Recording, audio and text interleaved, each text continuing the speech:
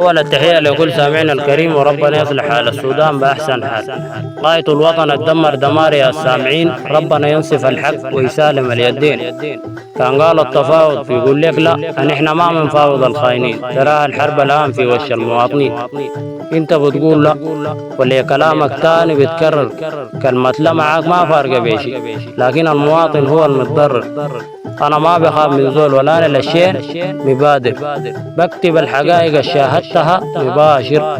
الناس اللي في الميديا شايفين وعارفين كل الحاصل، وزول ما كتب في المجال ده والله العظيم ما شاعر. تعدوها لنا قرارات وقراركم خليته إن شاء الله طاير.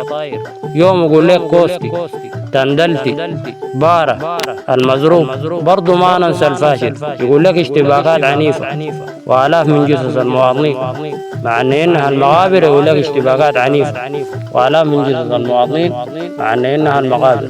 ربنا يصلح حال السودان بأحسن حال ويولي ما يصلح، مع كامل ود واحترامي للمستمع الكريم حسب الرسول عبد الله والدسمية.